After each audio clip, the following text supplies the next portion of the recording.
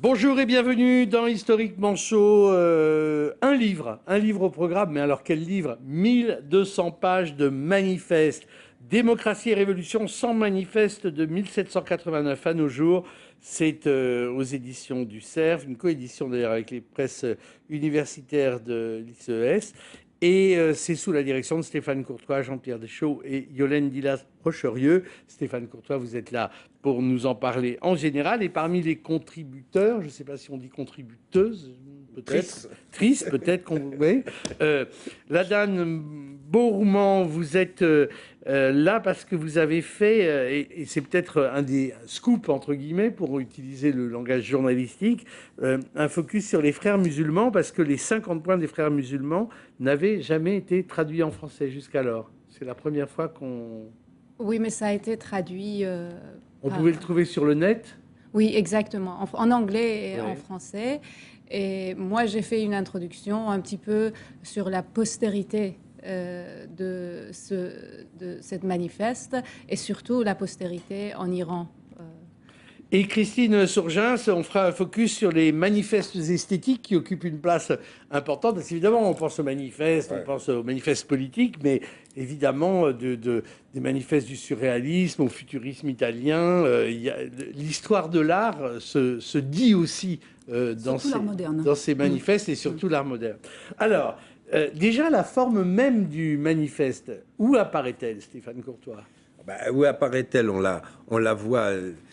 Évidemment, c'est le mot manifeste qui peut prêter à confusion ou à ambiguïté.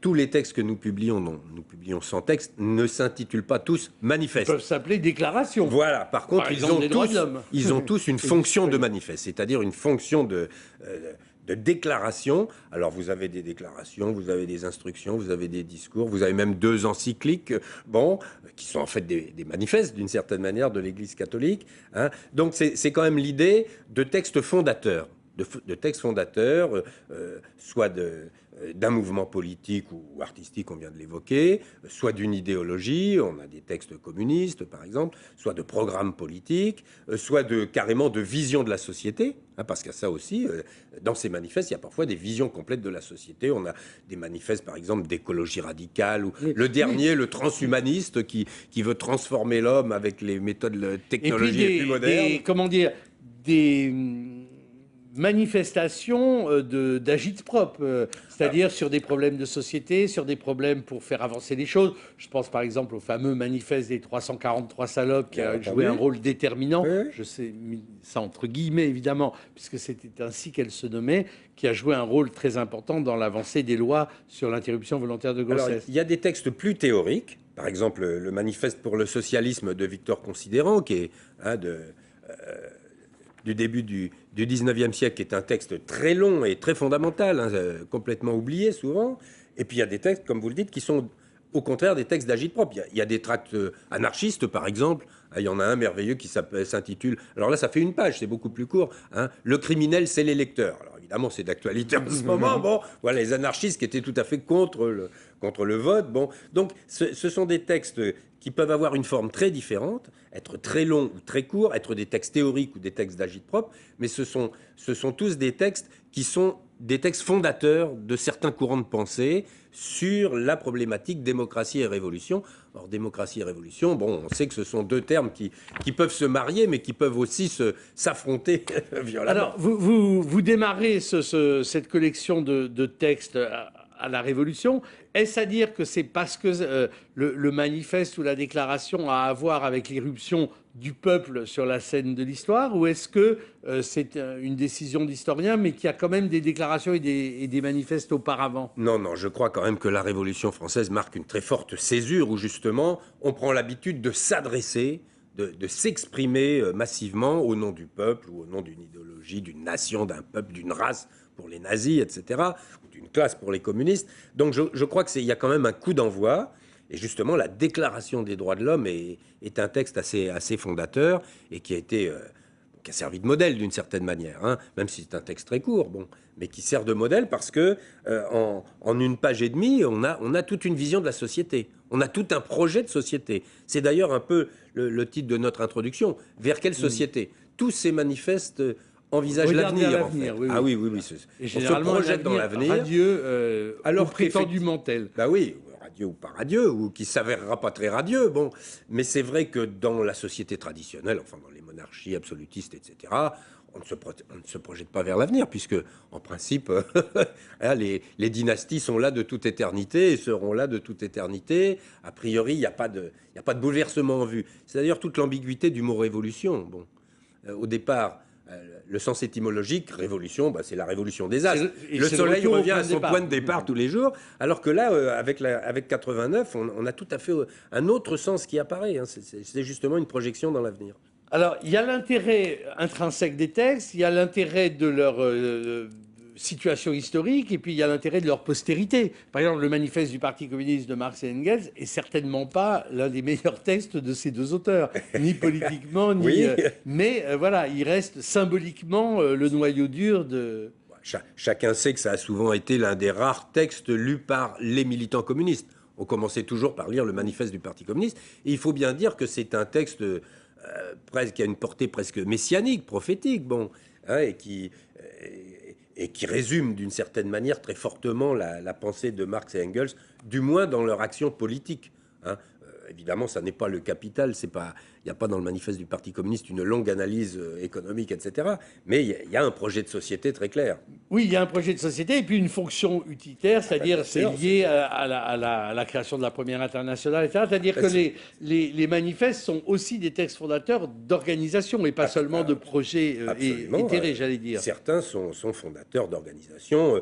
On met par exemple les 21 conditions d'adhésion à l'internationale communiste de Lénine de 1920. C'est la matrice de tous les partis communistes. C'est le code génétique politique de tous les partis communistes. Donc, et pourtant, c'est un texte qui fait 2 pages, hein, mais qui est très important.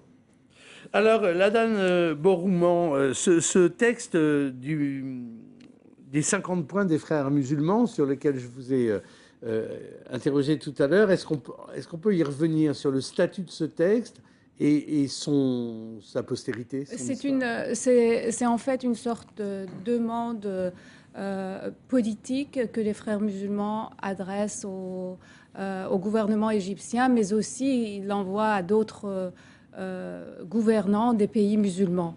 Et en fait, c'est peut-être une des premières manifestations de désir de la part d'une force politique à l'intérieur des sociétés musulmanes, de réislamisation d'une société qui est dont la culture est en train d'échapper à leur vision de la religion. Et en ce sens, c'est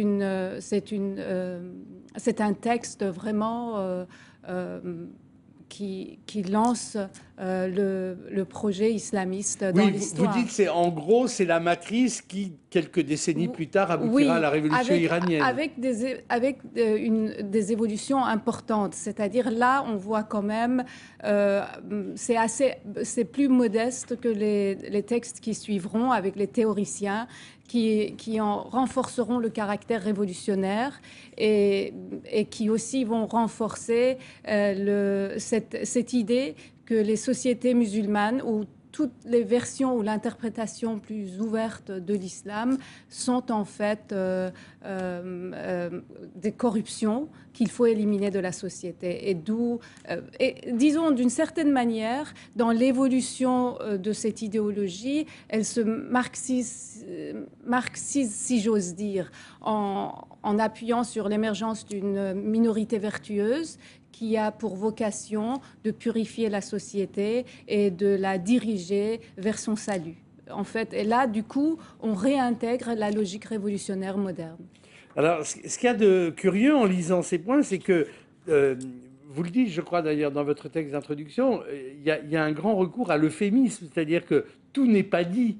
Beaucoup de choses sont en quelque sorte suggérées ou dites en pointillés, et les pointillés seront remplis par la radicalisation ultérieure. Oui, et voilà, il y a une grande potentiel, parce que à partir du moment où on parle de la notion de corruption de la société, déjà on institutionnalise une violence qui permet d'éliminer cette corruption. Et donc, des exécutions, enfin, toute la violence révolutionnaire devient légitime à cet égard. Alors que dans dans l'interprétation traditionnelle de l'islam, une fois que vous avez reconnu que Dieu est un et que Mahomet est son prophète, on vous laisse tranquille. Hein, on ne vient pas chercher dans votre interprétation et on n'a pas le droit de le faire. Alors que dans la nouvelle tradition islamiste révolutionnaire, on vient au cœur de votre âme et de votre esprit et il y a une inquisition qui s'instaure, que nous les Iraniens, nous en avons fait l'expérience dans les prisons, où il y a des heures de discussion avec les interrogateurs qui vous demandent ce que vous pensez, comment vous considérez Dieu. On vous met dans des boîtes pour que vous puissiez faire l'expérience du jugement dernier, de la résurrection, etc. Donc ça va vraiment dans une direction inédite dans l'histoire de la société musulmane. Alors c'est vrai que dès les points 5 et 6, on a un petit peu le frisson, quoi, parce que répandre l'esprit islamique dans tous les ministères du gouvernement afin que tous les employés se sentent obligés d'adhérer aux enseignements de l'islam. Et puis le point 6, surveiller la conduite de tous ces employés et mettre fin à la séparation entre la vie privée et la vie professionnelle. Grand classique aussi du bolchevisme, ça. Oui, c'est une des bases du totalitarisme. Hein. Bon, c'est justement ça qui est assez impressionnant dans ce texte de fondation des frères musulmans qui date de 1936, il faut le rappeler. Ça a quand même déjà pas mal de décennies derrière, hein, et qui est effectivement, plus de séparation effectivement de la religion et de l'État, et plus de séparation de la vie privée de la vie publique, et puis effectivement une avant-garde vertueuse, entre guillemets, qui évidemment qui rappelle beaucoup les révolutionnaires professionnels du camarade Lénine. Ce texte, il a quel écho quand il est rendu public en 1936 ? Je ne pense pas qu'à cette époque-là, parce qu'on est quand même sur un élan dans les pays musulmans vers la modernisation et la modernité. Et la société est trop proche des déboires infligés par une tradition religieuse qui limite, qui bloque le progrès.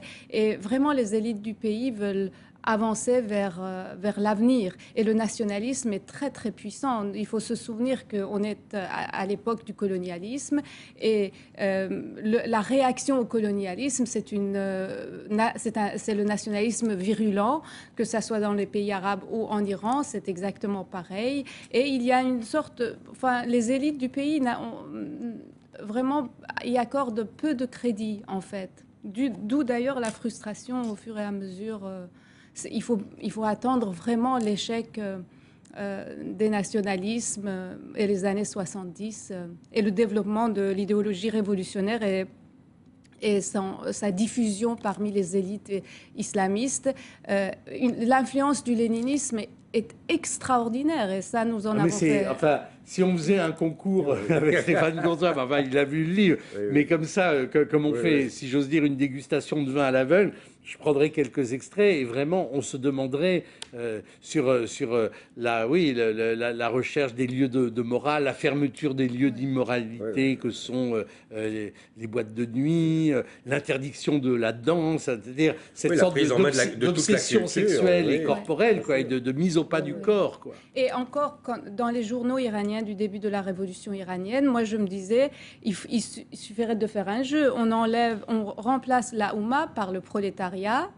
L'impérialisme est la même chose, même le capitalisme.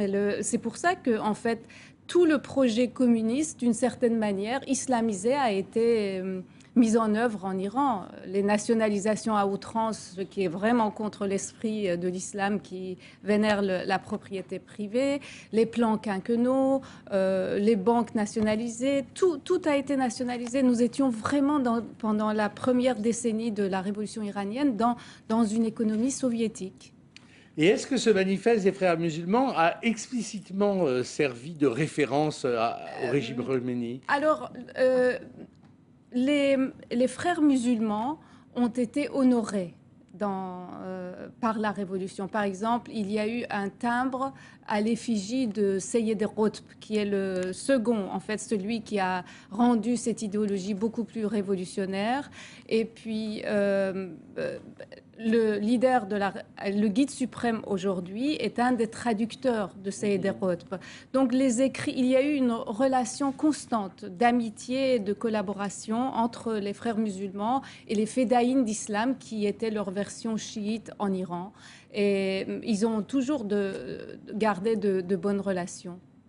Stéphane Courtois, vous avez procédé comment à la sélection de ces textes? Parce que leur statut est très différent. Il y a par exemple celui qu'on vient d'évoquer, dont on voit le tracé dans l'histoire avec à un moment donné la concrétisation, voilà, l'émergence. Et puis il y en a d'autres qui restent absolument lettres mortes, qui sont comme des curiosités archéologiques. Oui, bien sûr. Comment vous avez fait le tri? Il faut dire que ça a été très difficile parce qu'on est parti un petit peu, comme on dit, le nez au vent. Chacun des directeurs de l'ouvrage s'est mis à chercher des manifestes ou des textes faisant fonction de manifestes. Puis d'un seul coup, c'était l'inflation, c'était terrifiant. Moi, dans mon ordinateur, j'en ai je sais pas combien, 150 ou plus. Donc il a fallu sélectionner. On a fait justement une espèce de mix. En plus, il fallait qu'on vienne jusqu'à aujourd'hui. Donc ça couvrait quand même plus de 200 ans. Il fallait que ce soit assez représentatif de tous les courants, y compris jusqu'à aujourd'hui, ceux de mai 68. Et puis, il y a quelque chose qui nous a quand même frappé, c'est que finalement, en 1848, pratiquement tout était dit. Pratiquement tout avait déjà été dit. Et ensuite, ça a été décliné sous des formes diverses et variées, sauf évidemment les frères musulmans en 1936, mais pour le reste, il y a des espèces d'échos dans ce livre. Il y a des textes qui se font écho, qui renvoient, qui montrent qu'il y a une continuité, etc. On a essayé de montrer les grands courants, démocratie, socialisme, communisme, anarchisme, libéralisme. Il y a un texte qui est très court, mais qui est très symptomatique et très amusant. Donc voilà, c'était un choix très difficile qui sera contesté, bien entendu, parce qu'il y a tellement de textes qui pourraient... Alors, il y a des textes dont on va nous dire, mais pourquoi vous les avez mis, ça ne présente pas d'intérêt. Il y en a d'autres, on va nous dire, vous ne les avez pas mis, alors... Non, c'est des choix, mais c'est des choix, c'est quand même des choix qui sont faits par des gens à peu près compétents et qui sont présentés par des gens à peu près compétents. Donc je crois que ça... Disons que l'idée, c'était quand même de mettre dans la main d'un large public une espèce d'ouvrage qui justement rassemble des choses très diverses. Puisqu'on a des textes très très différents, et par la longueur, et par le statut, et par les courants que ça représente. Et qui donne quand même, je crois, une assez bonne idée de la relation entre démocratie et révolution, qui reste quand même le thème fondamental, tout au cours des 2 siècles. Y compris, par exemple, quand on a ces 2 encycliques du pape Pie XI de 1937, une contre le nazisme, une contre le communisme, on voit que, jusque dans des textes comme ça, il y a des réflexions approfondies sur démocratie et révolution. Et il faut bien dire qu'on en est toujours là. Je ne voudrais pas rentrer dans la campagne électorale, mais j'ai écouté soigneusement le discours de M. Mélenchon à la Bastille il y a 2 semaines à peu près. J'ai cru qu'il avait lu le livre. C'était très étonnant, ces références. Des références nominatives. C'est assez vintage, si je peux. Voilà. Non, mais c'est très intéressant parce que, justement, comme il joue complètement sur la thématique démocratie et révolution, alors, il a cité expressément la déclaration de 89, la déclaration de 93 qui donne le droit à l'insurrection du peuple, bien sûr, contre un mauvais gouvernement, et puis ensuite, Louise Michel, la Commune de Paris, des grands classiques, évidemment, Jules Vallès, tout ça, ça va avec, Jaurès, Et puis, alors, il a zappé complètement le communisme. Le communisme a disparu. Et il est passé directement à mai 68 et post-68. Donc, la libre disposition de son corps. Donc, avortement, bien entendu. Euthanasie. Couple homosexuel. Ce qui, chez Mélenchon, est assez drôle. Et puis voilà. Donc je suis resté stupéfait en me disant, mais c'est pas possible, il a eu connaissance de notre livre avant qu'il soit imprimé. C'est un catalogue sur pattes, alors. Non, mais j'étais finalement assez content. Je me suis dit, finalement, voilà. Même Mélenchon... Alors, démocratie et révolution, laissons de côté la démocratie. La révolution, elle peut être aussi artistique, et c'est le rôle de ces manifestes artistiques dont vous dites qu'ils sont, Christine Surgens, intimement liés à l'art moderne. Oui, absolument. On a même l'habitude d'assimiler art moderne et manifeste. Et en plus, on assimile l'art moderne à un certain type de manifeste, qui est un manifeste en général assez agressif, assez violent, dont le modèle, c'est celui de Marinetti en 1909 dans le Figaro. C'est le manifeste du futurisme. Et c'est la première fois dans l'histoire où on voit un groupe d'artistes dire il faut brûler les musées, il faut travailler avec la pioche et les marteaux, l'art doit être violence, cruauté, injustice. Donc c'est vraiment extrêmement violent.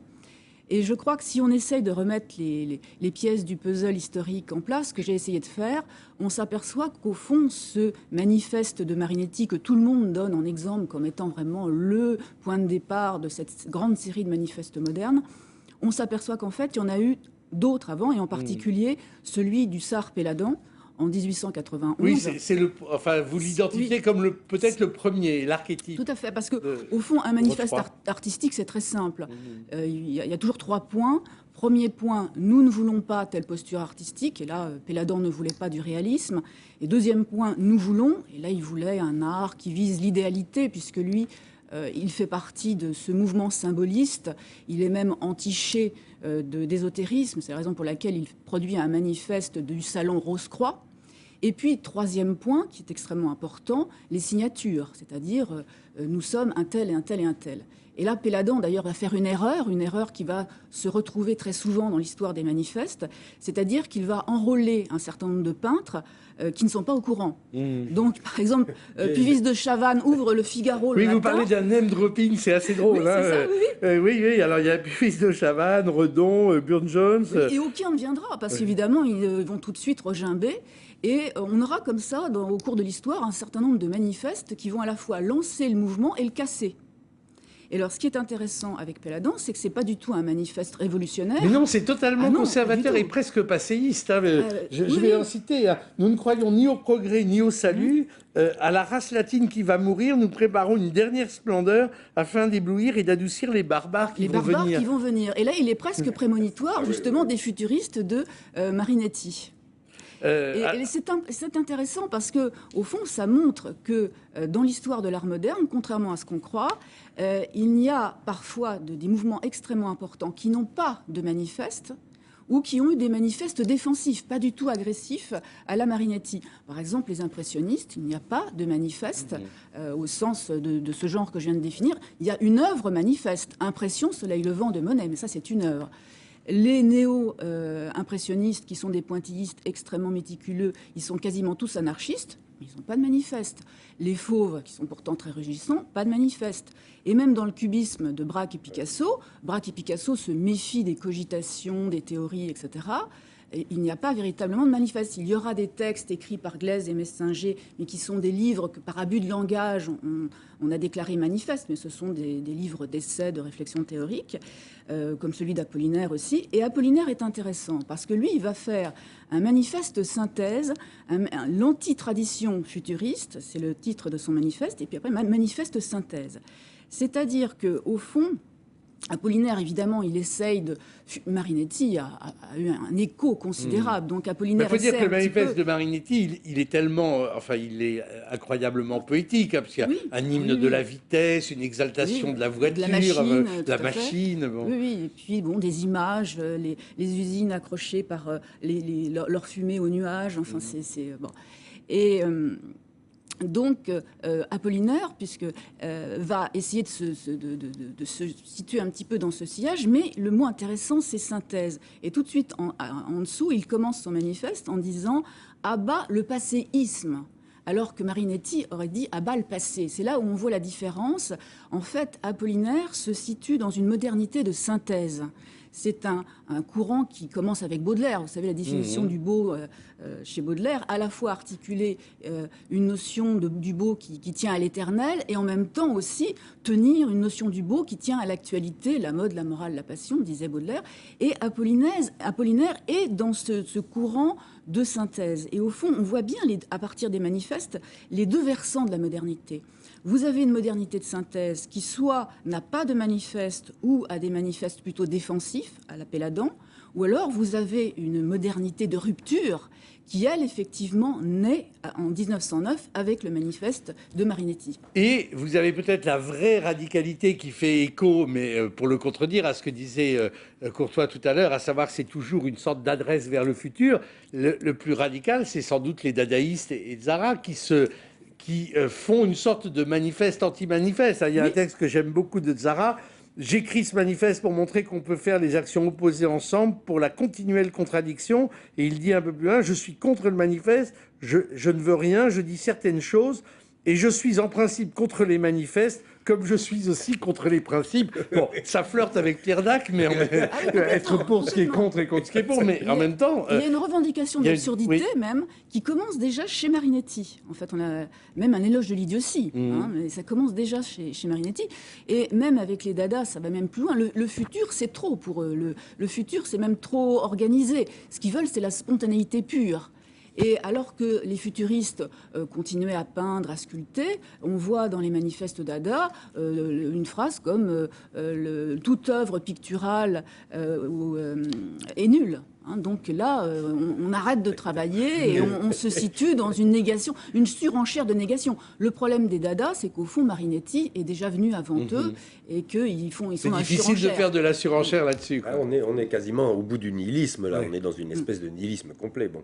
Mais qui est une désorientation, enfin, qui est une des logiques, je dirais, de ces démarches révolutionnaires. Dans les manifestes, alors évidemment, au fil de l'histoire, à force de répéter, au fond, ils s'opposent en s'opposant à chaque fois, donc on va aboutir à des contorsions un peu étonnantes, comme en 1960, le manifeste contre rien lors de l'exposition internationale du rien, où on a eu du rien qui a été numéroté et signé, qui a été mis en vente. Voilà, on peut difficilement... il y a eu le manifeste zéro aussi, où on vous dit très lyrique, on vous dit que zéro est tout, zéro est le commencement, zéro est beau. Et en fait, ils se sont chamaillés à propos de ce manifeste. Donc zéro, qui était le commencement de tout, était le début de la fin. C'est bon. Et vous avez aussi d'autres manifestes qui visent à épurer l'art. Alors bon... Malevitch, on va sortir toute référence à la nature. Dans le manifeste de l'art concret, on va refuser toute sensualité, toute sentimentalité. On veut une facture mécanique. Et on aboutit finalement à un art où ce que vous voyez est ce que vous voyez. Donc c'est aussi finalement, à force d'épuration, une forme de nihilisme. Ouais, mais avec donc, le mot épuration, il y a des échos quand même très politiques. Et alors, ce qui est intéressant, c'est que ces deux versants de la modernité, modernité de rupture et modernité de synthèse, on la retrouve encore aujourd'hui, très précisément, puisque la Maison des artistes est en train d'élaborer un manifeste des arts visuels. Donc, c'est le retour des manifestes, parce qu'à partir des années 70... Oui, j'allais vous dire, quand est-ce que ça tombe en désuétude dans les années 70? Oui, dans les années 70, c'est-à-dire au moment où on passe de l'art véritablement moderne à des activités post-modernes, si vous voulez, où on ne croit plus au grand récit, où on ne croit plus au soir qui chante. Donc c'est l'installation qui est en quelque sorte le substitut au manifeste, quoi. Oui, enfin, une des formes... oui, ou les performances. Enfin, effectivement, ça va plutôt passer dans les œuvres d'art. Et c'est vrai qu'aussi on sort de pratiques qui avant étaient collectives. Et là, on va avoir des artistes qui se réfugient dans leur atelier.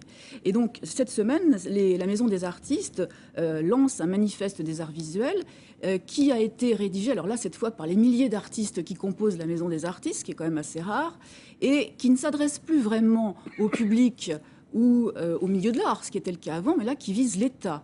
Et une des premières demandes, c'est justement le respect de la diversité artistique, le respect du pluralisme culturel, c'est-à-dire respecter les deux versants de la modernité. Parce que c'est vrai qu'on a des politiques culturelles qui, depuis 30 ans, privilégient la modernité de rupture. Mais la modernité de synthèse existe encore et elle voudrait être traitée comme l'est traitée le... C'est une sorte de mise en abîme vertigineuse. La Dame Bourmand, je voulais vous interroger là sur...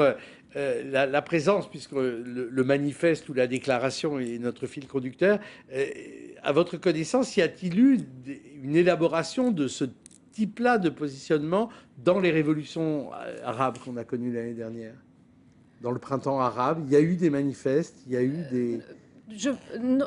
Parce qu'on a en oreille ou en mémoire des slogans, il y a le dégage, c'est pas un manifeste, mais en même temps, c'est peut-être la forme...